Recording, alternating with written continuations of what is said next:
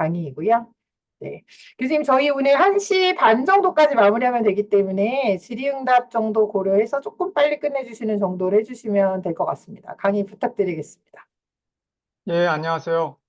이렇게 인사드리게 돼서 반갑고 영광입니다. 예, 소개해 주신 것처럼 저도 백그라운드가 직업환경의학이었고요. 이제 지금도 관련 연구를 하고 있습니다만 이제 그동안 학회와의 접점이 별로 없어서 아쉬웠는데 이렇게 좋은 기회를 만들어 주셔서 학회와 또 김나 교수님께 감사드립니다. 제가 최근에 집중하고 있는 건 이제 방사선역학이라는 분야인데요. 그중에서 종사자 연구를 하다 보니까 이제 오늘 말씀드릴 건강 근로자 효과라는 주제를 좀 자세히 살펴보게 됐고요. 오늘 발표는 제가 잘 알아서가 아니라 아직 잘은 모르지만 아까 김인하 교수님 강조하신 것처럼 이 주제는 뭔가 학회에 좀 던져볼 만한 내용이다. 이런 생각이 들어서 용감하게 참석하게 됐습니다. 오늘 말씀드릴 내용은 이제 작년 10월 아시아 산업의학회에서 헬스워커 서바이버 바이어스라는 제목으로 발표했었고요. 논문은 전체 효과를 표현하기 위해서 하이어 앤 서바이버 바이어스라고 붙여서 출판될 예정입니다. 당시에 이 심포지움은 산보연의 예신희 박사님이 이제 인과 출원 관련해서 구성해 주셨고 사회를 이제 김인하 교수님이 봐주셨습니다. 그때는 이제 영어로 15분 발표밖에 안 돼서 오늘은 좀 관련 내용들을 좀 추가해서 뭐 한 3, 40분 남짓 준비해 보았습니다. 그래서 우선은 생소하실 수도 있을 것 같은 이 방사선 역학에 대해서 간단히 소개드리고 그중에서 의료방사선 종사의 연구 또 그중에서 저희가 실시했던 건강근로자 효과 연구를 말씀드리는 걸로 하겠습니다. 그래서 앞부분은 어떤 분야다라는 것을 이해하는 차원에서 가볍게 들어주시면 되고 이 뒷부분은 어떤 연구가 진행되었다라는 것을 이제 알아본다는 차원에서 들어주시면 되겠습니다. 우선 이제 방사선 역학은 방사선을 다루는 역학 분야다라고 정의할 수 있는데요. 1895년 이제 방사선이 발견된 이후에 본격적으로 발전이 되었고 그래서 약 한 130년 정도의 짧은 역사이긴 하지만 그 사이에 역사적 이벤트들이 되게 많았고 이제 그래서 급속히 발전된 분야다라고 할 수 있습니다.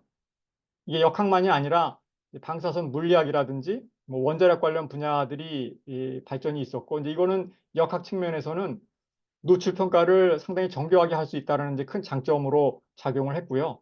특히 1945년 일본 원폭을 겪으면서 10만 명이 넘는 이제 방사선 노출 생존자 코호트가 50년에 구축이 돼서 지금까지도 이제 추적 연구되고 있습니다. 흔히들 그 미국 프레밍엄 하트 스터디가 이제 전향적 코호트의 시초로 알려져 있는데 그거는 약 5천 명 대상으로 48년부터 이제 진행된 연구인 반면에 이 원폭 생존자 연구는 그보다 훨씬 많은 사람들을 대상으로 해서 비슷한 시기에 전향적으로 진행됐다는 점에서 이 코호트 연구 자체로서도 이제 큰 의미가 있다고 할 수 있겠습니다. 이 1902년에 그 독일 의사의 손에 피부암이 보고된 것, 이것이 이제 방사선 노출에 의한 직업성 암의 최초 사례로 알려져 있고요.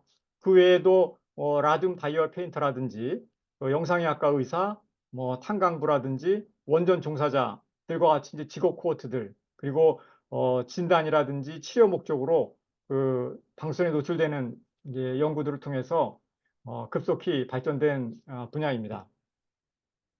이 분야를 활발히 연구하고 있는 이제 역학 연구 기관을 말씀드리겠습니다. 대표적인 것이 미국 NCI의 방사선 역학 부서고요. 국제적으로 가장 많은 인력이 다양한 이제 역학 연구를 진행하고 있고요.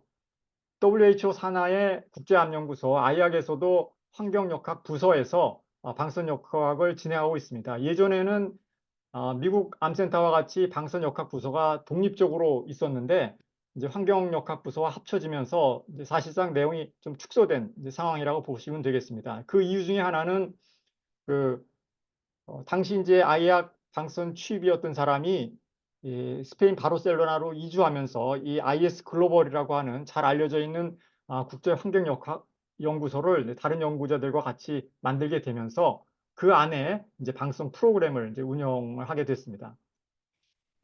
그 외에도 요즘은 프랑스 정부 기구인데요. IRSN이라고 하는 데서 방사선 연구와 활동을 아주 적극적으로 하고 있습니다.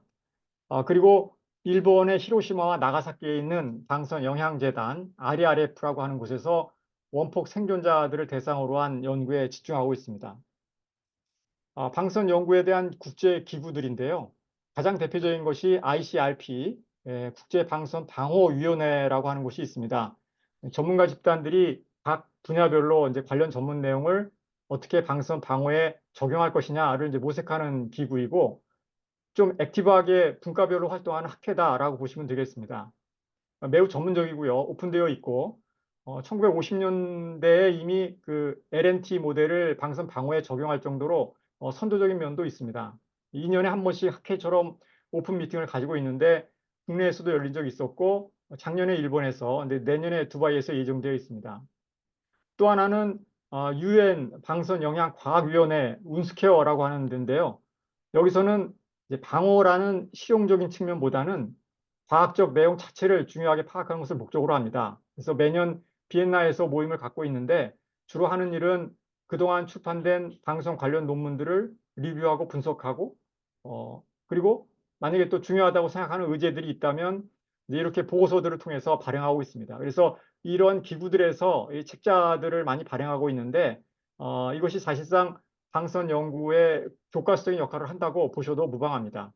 웬만한 방사선 관련 주제들은 이미 많이 퍼블리시 되어 있기 때문에 참고하실 수 있습니다. 그래서 이렇게 뭔가 어떤 특정 해당 분야에 대해서 매년 논문을 분석하고 정리하는 그런 국제적인 활동이 있다는 것이 이 분야의 좀 특성이기도 하고요. 전문성이 나름 진지하고 엄격하다라고 하는 인상을 받았습니다. 방사선 역학 내에서도 노출 형태에 따라서 여러 영역으로 나눠지고 있습니다. 뭐 사고, 직업, 환경, 의료 노출. 어떻게 방사선에 노출되느냐에 따라서 방사선의 종류나 형태, 그리고 인구 집단이 달라지기 때문에 이제 각각의 구별의 의미가 있는데요. 우리나라에서는 다행히 사고 노출이 대규모로 있었던 것은 없었고요. 주로 이제 직업 노출에 대한 연구들이 진행되고 있는 상황입니다. 이 환경 노출 쪽은 영구적인 측면보다는 주로 사회적 관심에 따라서 진행하는 부분들이 좀 많았고요. 사실 의료 노출이 가장 많고 또 국제적으로 가장 중요한 보건학적인 문제라고 할 수 있는데, 국내에서는 가장 잘 안 이루어진 분야라고 할 수 있습니다. 최근에는 임상하시는 분들이 전국자료 활용해서 일부 연구가 이루어지고는 있습니다. 그래서 방사선 역학 연구의 특성 중에 하나가 환경이나 직업처럼 저노출, 그리고 의료나 사고처럼 고노출을 커버하는 이 노출의 범위가 굉장히 넓다는 것, 그리고 노출 집단이 특정 직업군이나 또는 저선량 집단에만 국한되지 않고 전체 인구 집단을 커버한다는 점에서 뭔가 그 노출과 건강 영향을 파악하는 데 큰 장점을 갖고 있다라고 할 수 있겠습니다.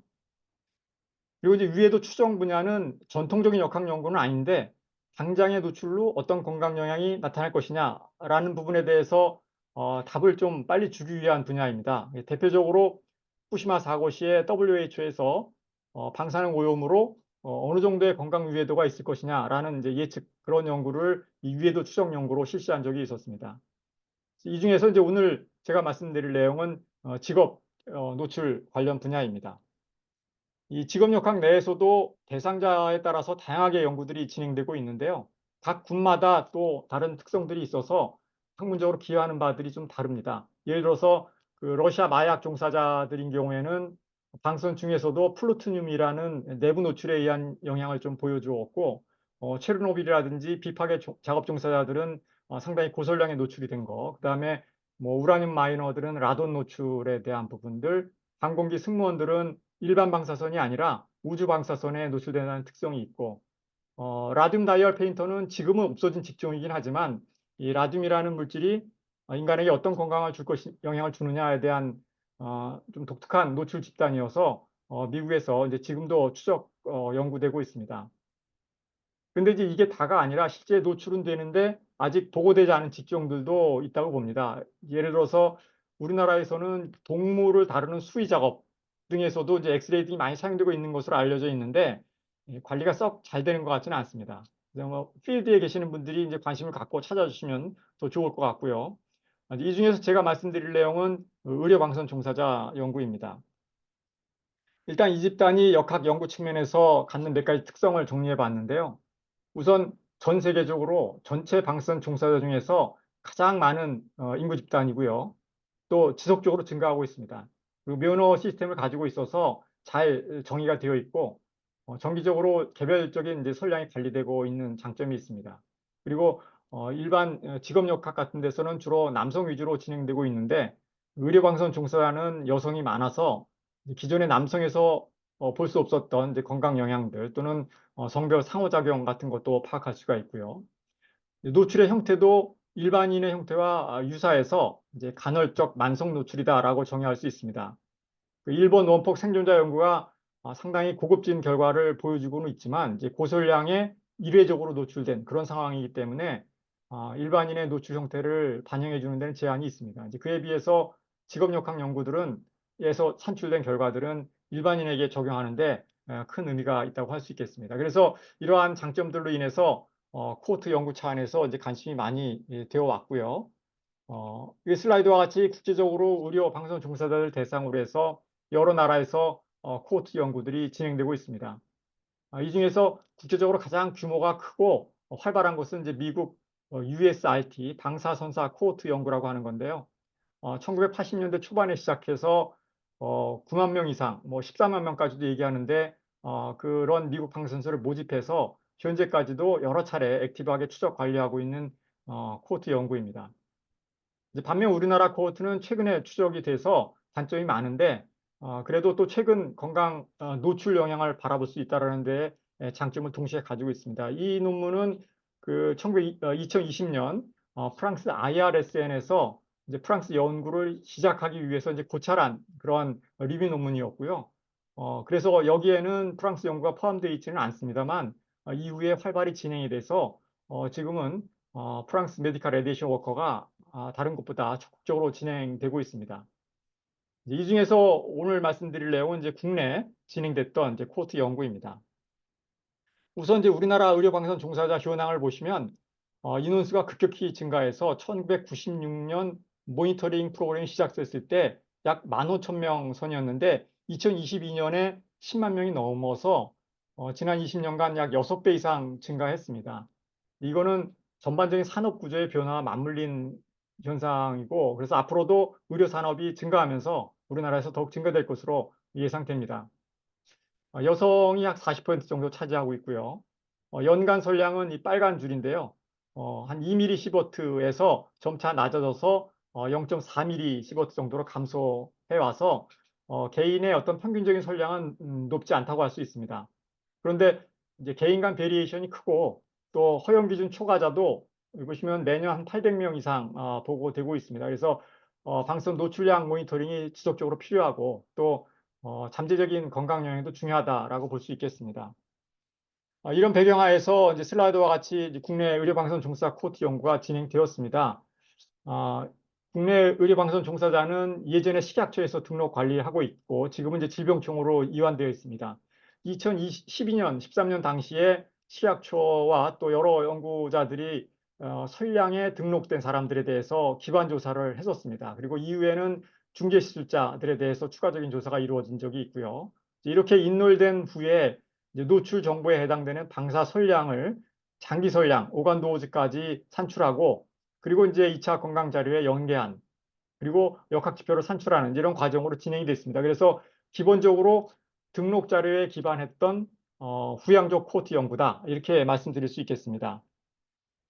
그동안 건강 영양 관련해서 진행해온 몇 가지 결과들인데요. 우선 일반 인구 집단보다 건강한 그래서 총 사망이라든지 자살 사망의 SMR이 감소된 결과를 확인했고요.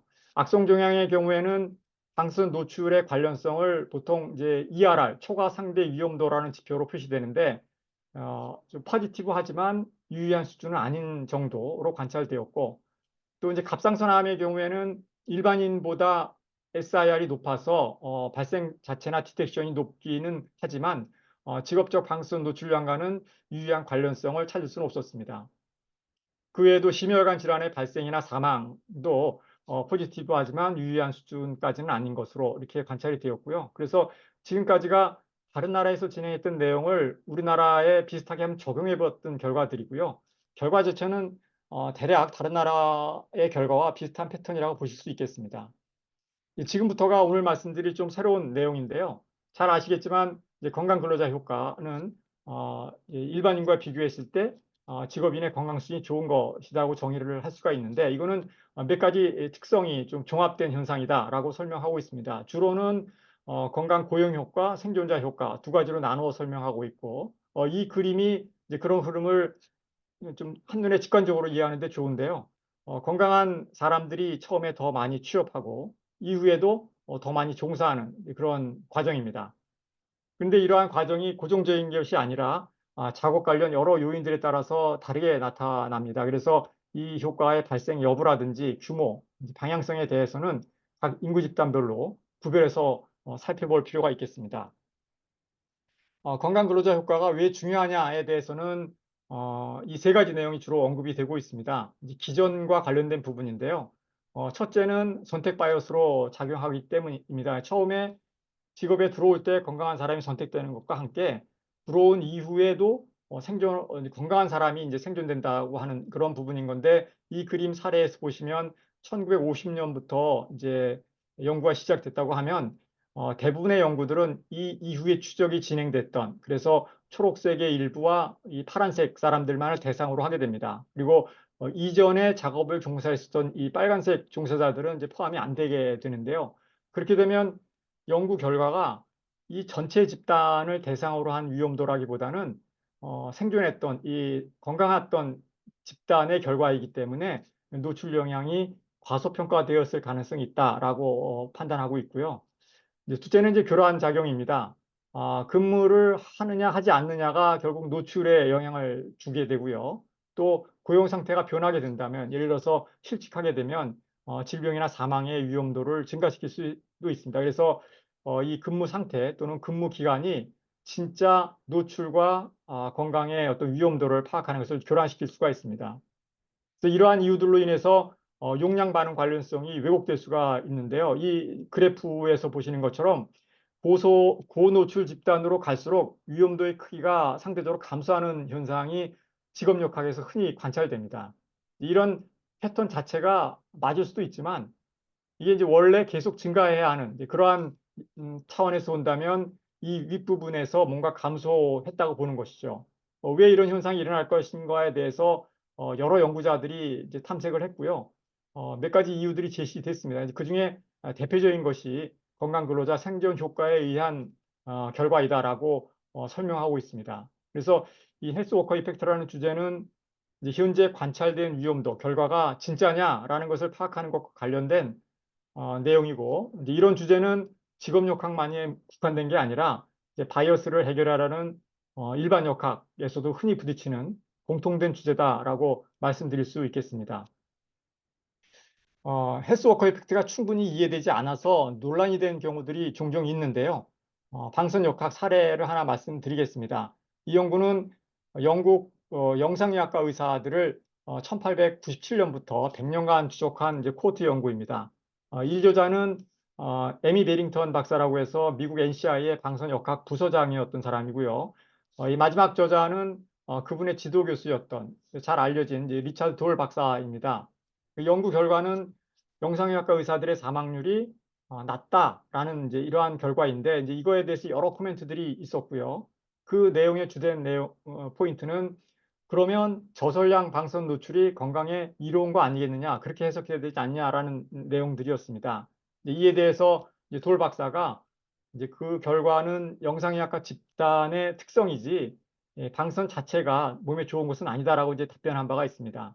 어떻게 보면 굉장히 상식적인 부분인데 전공 분야가 조금만 벗어나도 의외로 서로 이해되지 않는 내용들이 있는 것 같고요. 헬스워커 이펙트가 이제 다른 전공자들이 이해하기 어려워하는 그러한 이슈 중에 하나라고 봅니다. 근데 이게 이제 충분히 이해되지 않으면 역학 결과가 왜곡되기 때문에 이 부분에 대한 내용이 이제 충분히 설명되는 것이 중요하다고 할 수 있겠습니다.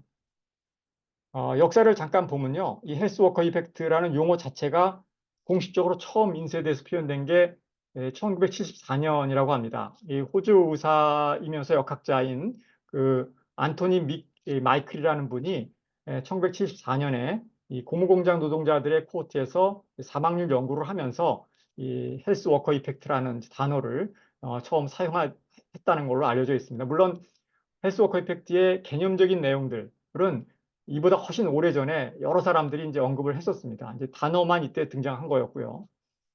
1976년에는 헬스워커 이펙트를 이제 SMR이라는 지표로 평가하면서 그 크기나 방향 그리고 이제 그런 이제 내용들이 여러 요인에 따라서 다를 수 있다라는 것을 이제 추가적으로 보고한 바가 있습니다.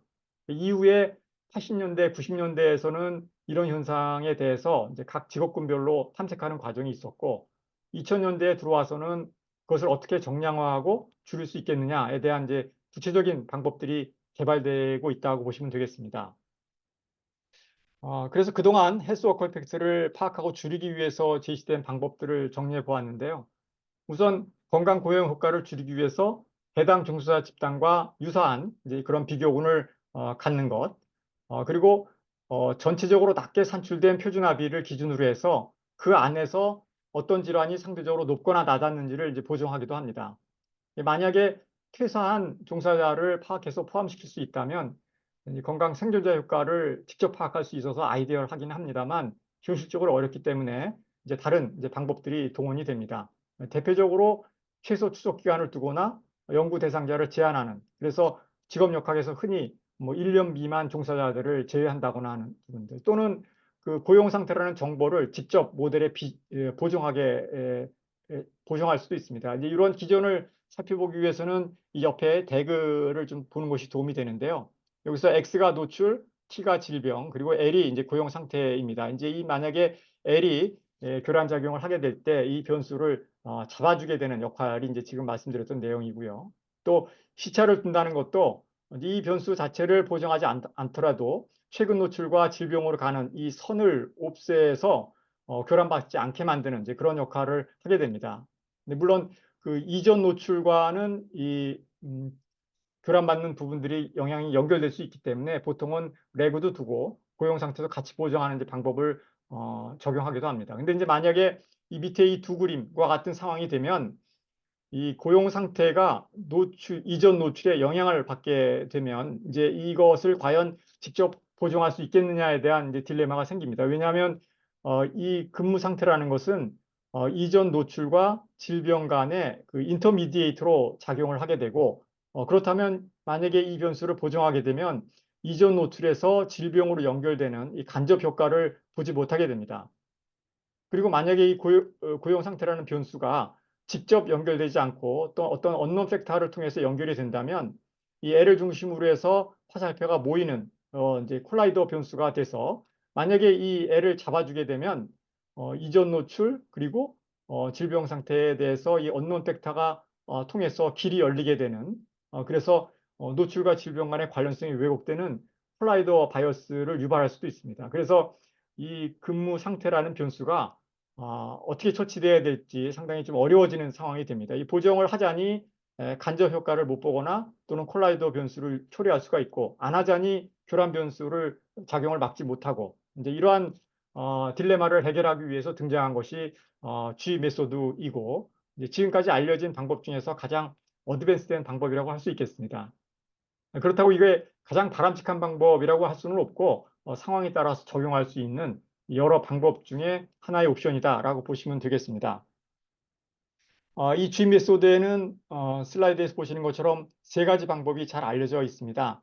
이 방법은 이 제임스 로빈스라고 하는 현재 하버드 보건대학원 교수가 1980년대 중반에 이 보건학 분야에 적용한 것으로 알려져 있는데요. 이분은 의사로서 직업환경의학 관련 활동을 하면서 예일대학교 보건대학원을 다녔고, 그러면서 좀 전에 말씀드렸던 건강근로자 생존 효과에 대한 문제를 어떻게 해결할 것이냐를 고민하다가 이 G 메소드를 적용한 것으로 알려져 있습니다. 그리고 이 미켈 에르난 교수도 스페인에서 의대를 졸업하고 하버드 교수로 근무하면서 이분과 함께 인과 출환 분야에 활발히 연구를 하고 있습니다. 두 분이 같이 쓴 이 와디프라는 책에서 이 슬라이드 그림과 같은 내용으로 GMS 방법의 기본적인 특성을 설명하고 있는데요.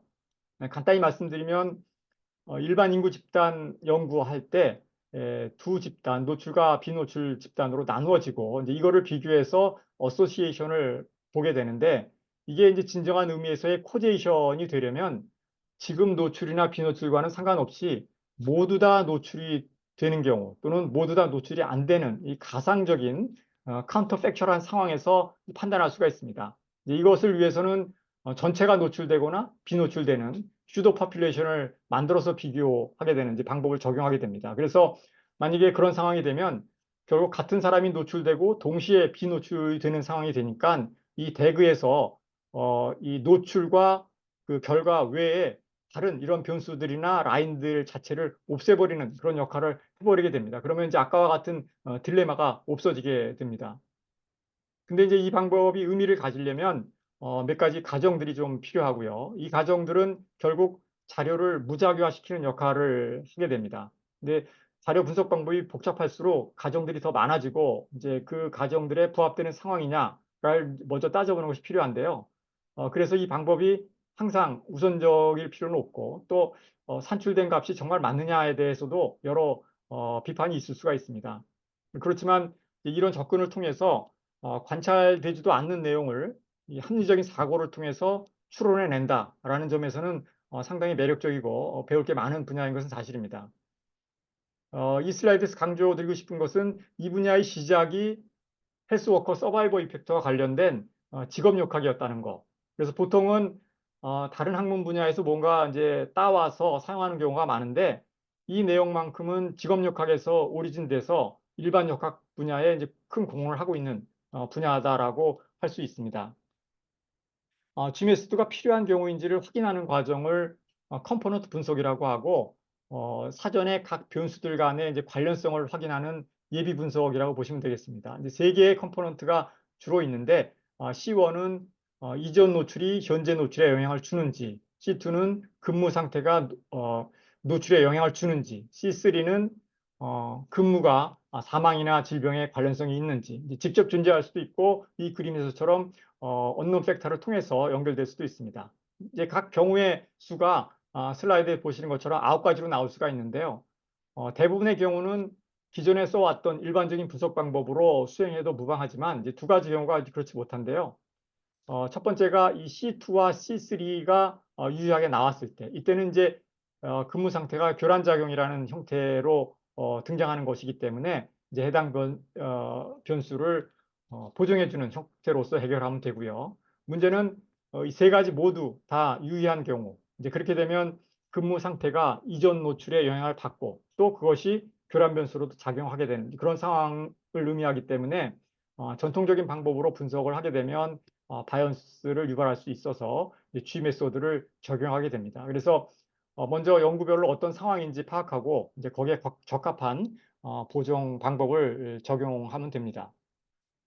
이제 다음은 구체적으로 저희가 진행했던 연구 배경입니다. 의료방송 종사자들은 우리나라를 포함해서 다들 다른 나라에서 낮은 SMR 값을 보고하고 있습니다. 물론 그 크기는 나라별 차이가 있습니다만 전체적으로 건강한 집단인 건 일반적인 거고요. 또 의료인의 특성상 전체 일반인보다 상대적으로 건강한 라이프 스타일 또는 소득 수준을 갖고 있고 또 의료기관의 액세스를 잘할 수 있기 때문에 이 헬스 워커 이펙트가 다른 집단보다도 특징적일 수 있다라고 판단을 했습니다. 그런데 그런 내용에 대해서 실제로 자세히 접근한 연구는 없었고요. 좀 활발히 연구된 분야의 상황도 비슷했습니다. 직업방송 역학 연구 중에서 가장 대표적인 연구가 국제 원전 종사자 연구 이녹스라고 하는 건데요. 이거는 이 세 나라 미국, 영국, 프랑스 원전 종사자 약 30만 명을 대상으로 해서 추적하고 있는 후양적 코호트입니다. 비록 사망 자료라는 거에 국한되어 있기는 하지만 직업적 방사선 노출과 건강 영향에 대한 중요한 근거들을 보고하고 있고 그래서 여기서의 결과는 ICRP나 운스케어 등에서 우선적으로 이제 주목을 많이 받고 있는 영향력이 큰 연구입니다. 근데 이제 이 연구에서조차도 헬스워커 이펙트에 대해서는 알고는 있지만 이제 이러한 제한점으로 그래서 해석 시에 고려해야 될 것 뭐 이런 정도로 이제 기술되어 있는 상황입니다. 이제 다른 직업역학 연구에서도 비슷하고요. 그래서 저희가 접근했던 것이 이제 이렇게 문제가 되는 이슈라면 보정에서 그 차이가 얼마나 되는지 한번 파악을 해보는 것이 필요하지 않을까라는 이제 질문에서 시작되었고요. 이러한 내용이 중요하다고 생각된 것은 이제 방사선이 컨펌된 발암 물질이긴 하지만 노출 선량이 낮으면 위험도 크기가 낮은 LNT형의 모습이기 때문에 효과 크기가 이제 교란작용이나 바이어스들에 의해서 쉽게 흔들릴 수가 있습니다. 그래서 그러한 로우 도즈 상황에서는 관련된 이제 이 바이어스를 최대한 보정해서 위험도를 살펴보는 것이 의미가 있겠다라고 판단을 했습니다.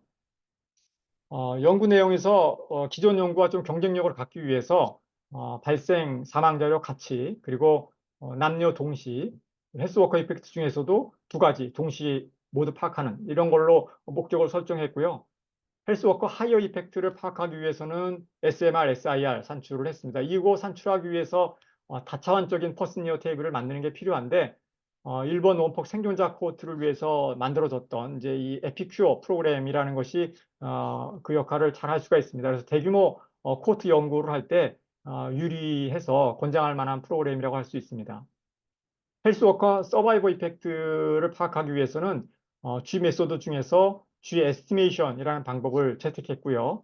이 중에서도 두 가지 통계 모형이 있는데 이 두 번째 거는 결과 변수가 연속형 변수를 보는 약물역학 같은 데서 많이 활용한다고 하고 첫 번째 부분이 등록 자료에 기반한 사망이나 발생 자료를 사용할 때 적합하다고 해서 첫 번째 방법을 채택하였습니다. 이거는 이제 G 에스티메이션이라는 방법을 설명한 건데요.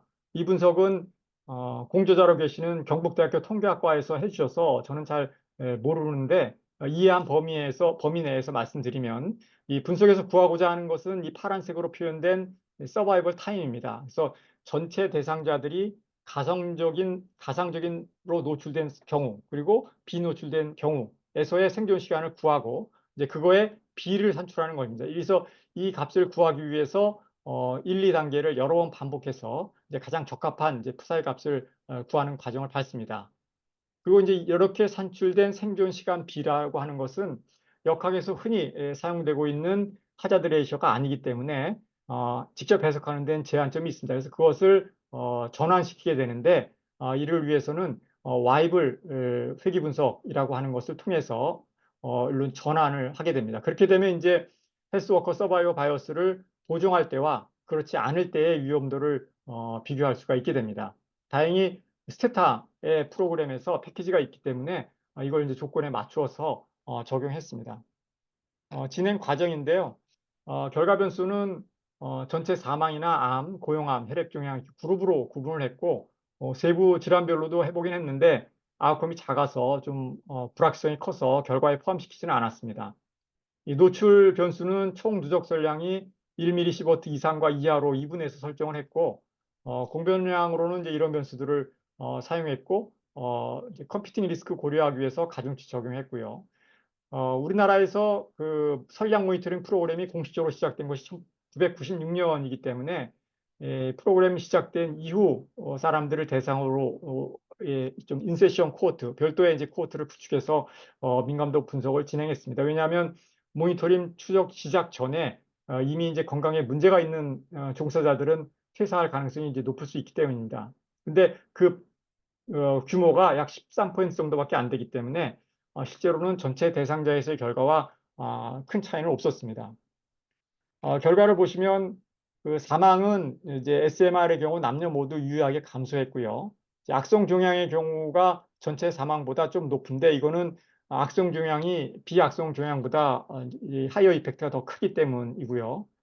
암 발생의 경우에는 1.0과 근접한 고용 효과를 이제 덜 받는 것으로 알 수 있습니다. 남녀별로 약간의 차이가 있는데 여자에서는 유의한 증가를 했고요. 이거는 남녀별로 검진 관련 호발암, 여성에서는 유방암이라든지 갑상선암 등이 있었기 때문에 나타난 현상으로 보여집니다.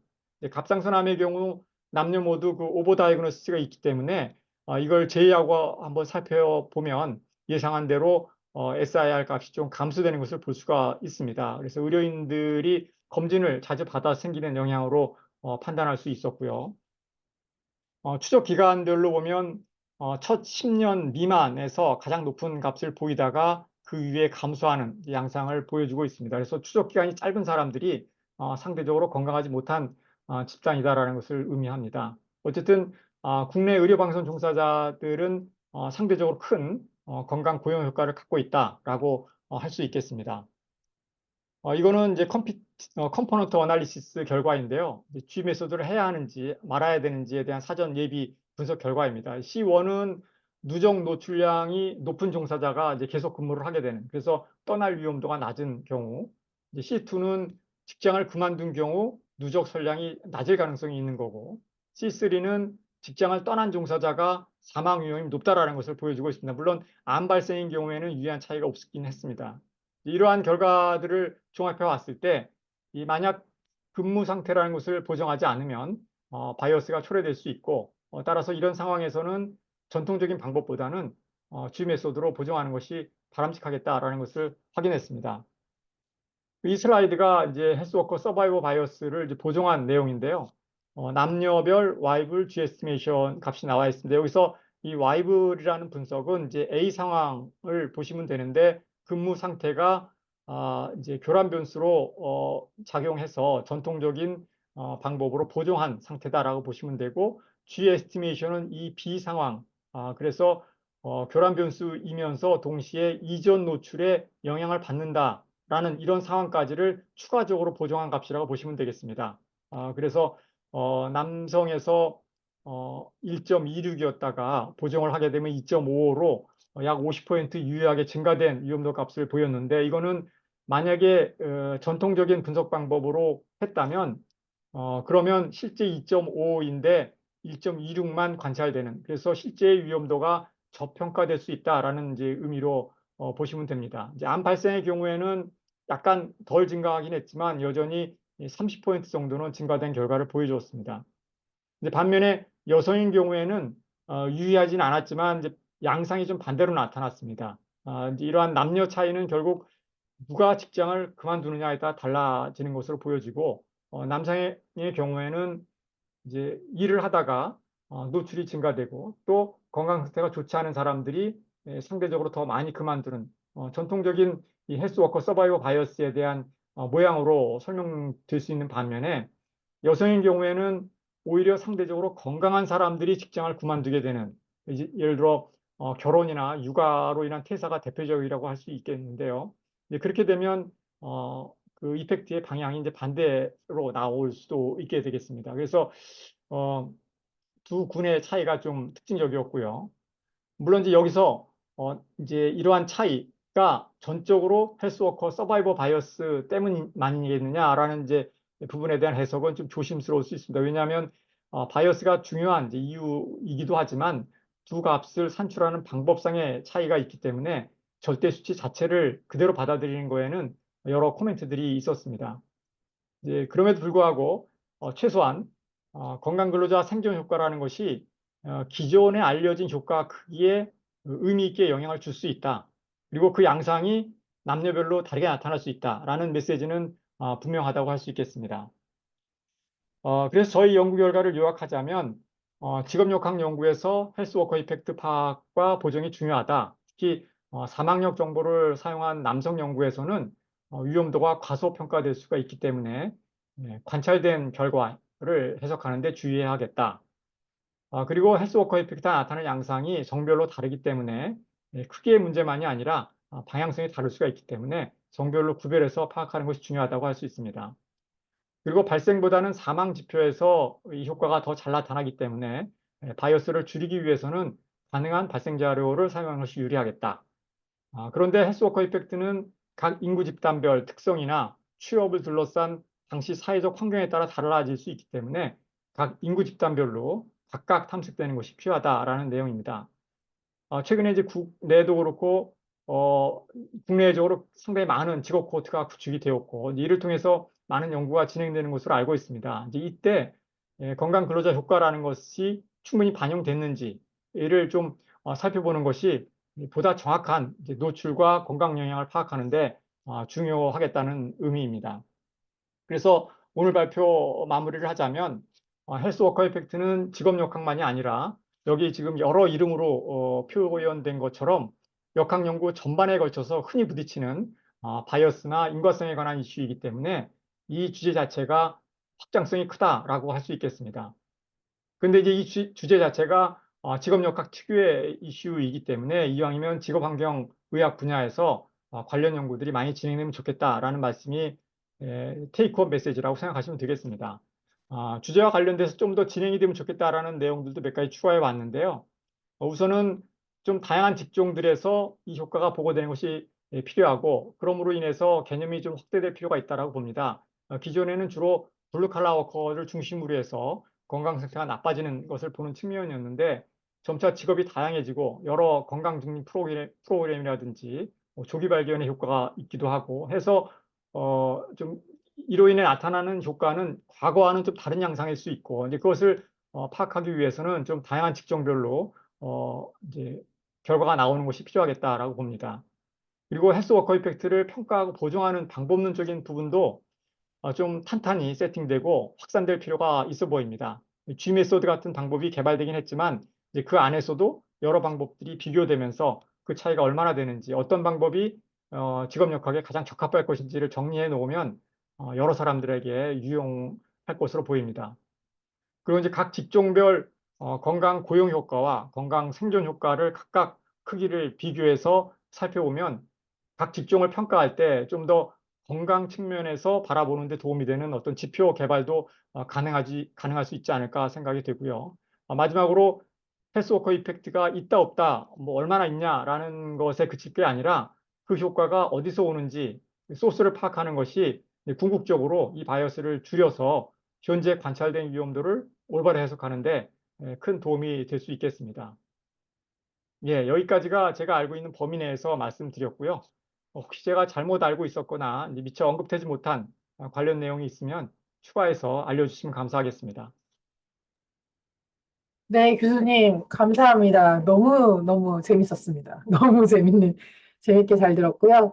저희 학교 학부모님들께서 주는 질문이나 뭐 있으시면 마이크로 말씀을 하셔도 되고요. 아니면 채팅창에 남겨주셔도 됩니다. 근데 지금 채팅창에는 서대문 선생님께서 수고하셨다는 메시지 미리 날려주시고, 네, 경희대 임신혜 선생님께서 예, 또 감사의 말씀을 주신 것 같습니다. 사실 저희 학교에서 말씀 주신 것처럼 연구자들이 많이 고민해야 되는 부분인데, 이렇게 미리 앞서서 해주신 게 너무 감사하고요. 저 되게 아주 디테일한, 그냥 궁금한 건데, 이 스테이터 마크로는 이미 다 이제 구성이 되어 있는 것이니, 저희가 만약에 유사한 연구 디자인을 한다면, 그대로 그냥 변수들을 바꿔서 적용하면, 저희들도 이렇게 G 에스티메이션 관련한 결과값이나 Y볼 적용한 결과값들을 얻을 수 있는 매크로인 것이죠, 교수님? 예, 그렇습니다. 음, 권장합니다. 사용하시면 사실 그 프로그램 내에 조건만 만족시키면 누구나 사용할 수 있고요.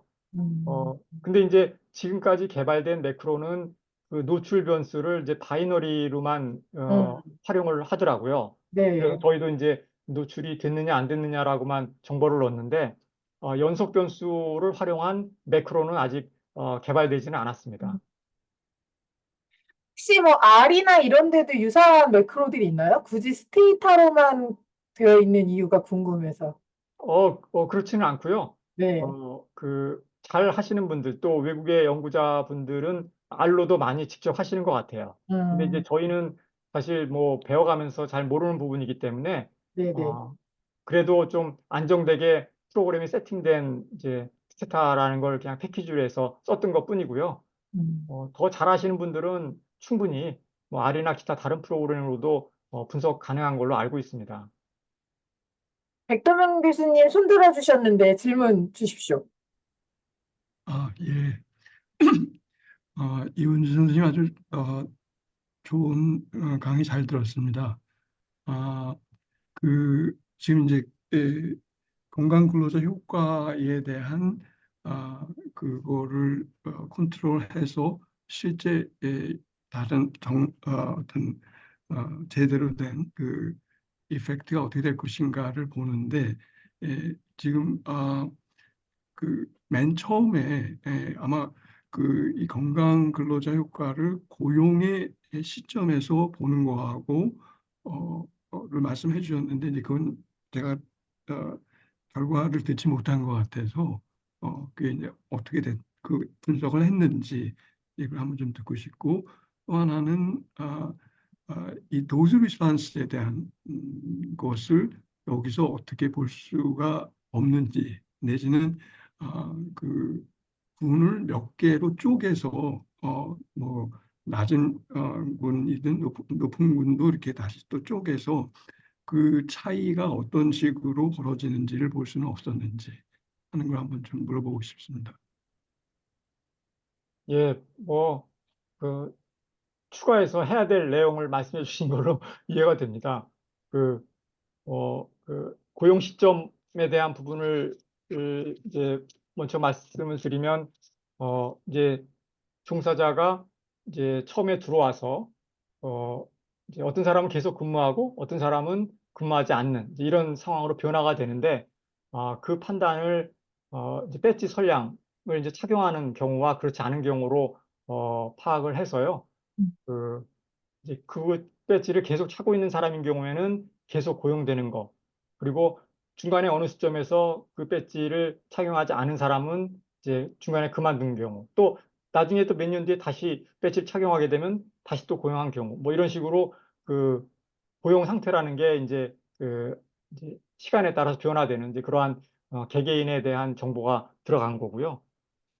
그리고 그 도주 리스판스에 대한 부분과 이제 각 군별로 쪼개서 자세히 살펴보는 부분들은 어, 뭐 저희가 더 고려해서 추가해 볼 수도 있다고 생각이 드는데 했었던 거는 그 전체 종사자 그리고 말씀드렸던 이제 96년 이후에만 종사했던 이제 인셉션 코호트를 별도로 하고 또 남자 여자 별도 또는 그 안에서 의사군과 비의사군 별도로 뭐 이런 식으로 이제 가능한 좀 동질성 있는 이제 집단만으로 구성된 형태에서 이제 위험도를 좀 보려고 했었고요.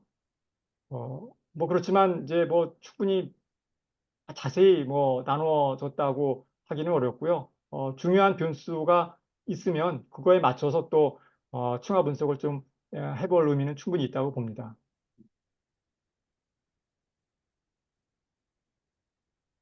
네. 혹시 또 질문이나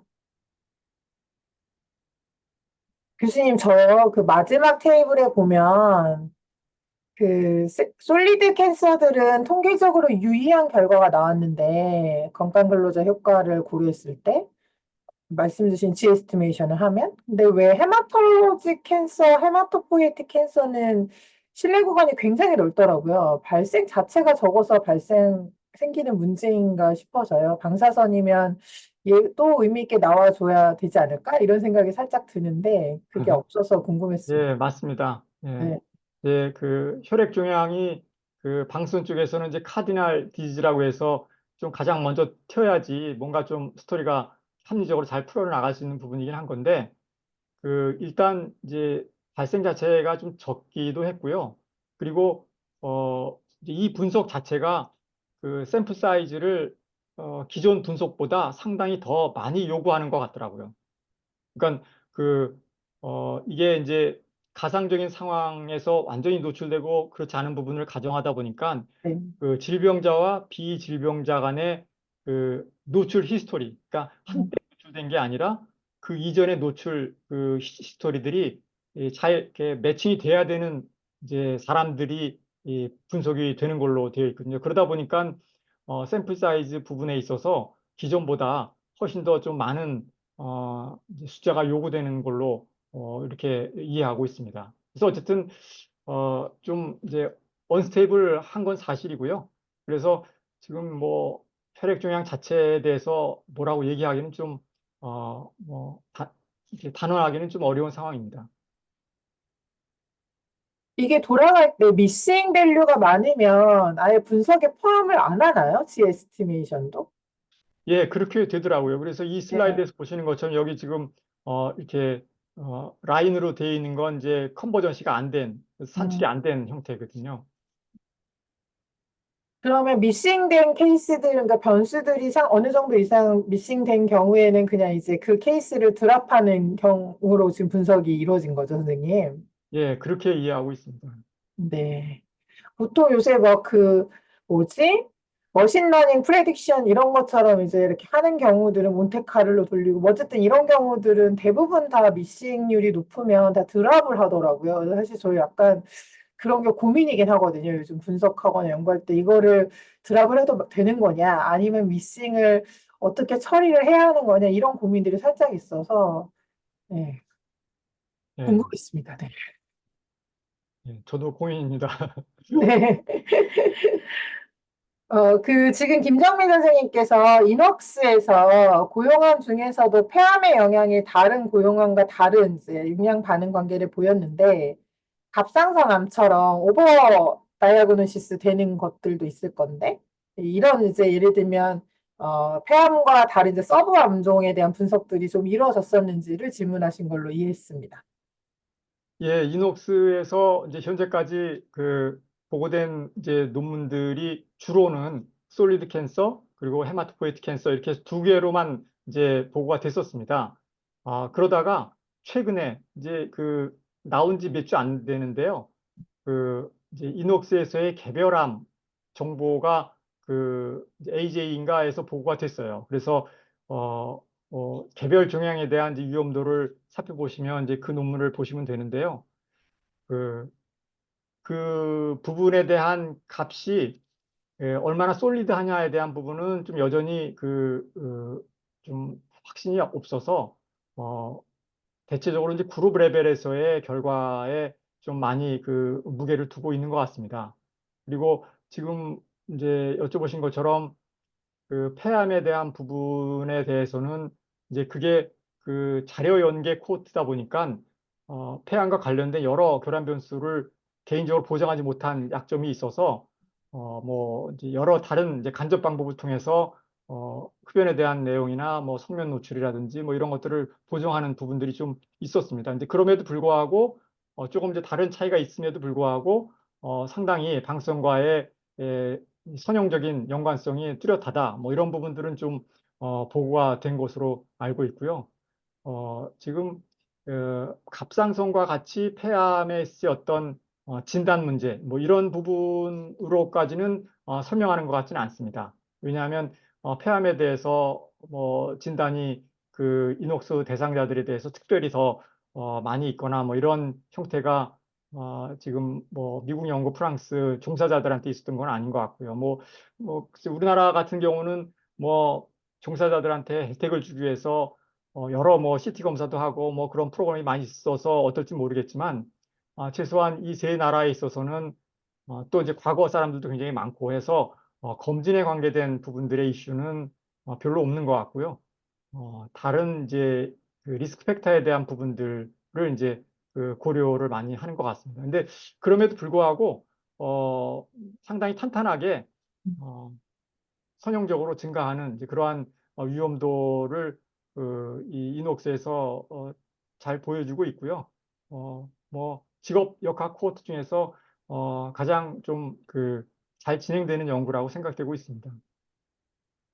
근데 어쨌든 말씀하신 것처럼 최근에 이게 이제 생각보다 건강 영향에 대한 논문은 많지 않았어요. 2015년도에 전체암, 혈액종양암 두 편 보고됐다가 이제 그다음에 2023년에 와서 이제 업데이트하면서 전체암 다시 보고되고 혈액종양 얼마 전에 보고되고 그다음에 이제 스페시픽한 캔서 사이트별로 또 몇 주 전에 보고된 뭐 그런 정도의 상황입니다. 네, 그, 흥미롭네요, 정말로. 결과들이 계속 업데이트가 되고 있는 상황인 거네요, 교수님. 예, 음, 그분들이 이제 이 결과가 또 상당히 민감하기 때문에 네.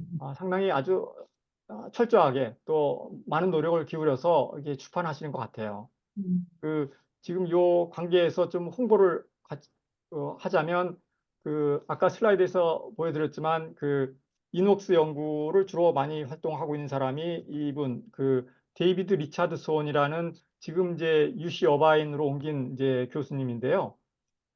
이분이 10월 중순에 15일에 우리나라 원자력의학원에 강의를 하십니다. 오, 그래서 혹시 관심 있으신 분들은 이제 이녹스나 그리고 이제 저희 이제 헬스워커 이펙트도 상당히 많이 연구하신 분이셔서 10월 15일에 오전에는 원자력의학원에서 강의를 해주시고 오후에 저녁 때는 저희 대학원에 모셔서 이 음, 건강 근로자 효과 또 강의를 부탁드렸기 때문에 관심 있으신 분들은 그 모임 때 참여하시면 좋을 것 같습니다. 교수님 포스터 같은 거 만드셨으면 저한테 한번 보내주시면. 아, 예. 저희 대학원 강의는 뭐 포스터까지는 못 만들었고, 아마 의학원에서 포스터가 네. 서큘레이션 되지 않을까 생각이 들고, 제가 얻으면 보내드리겠습니다. 네, 알겠습니다.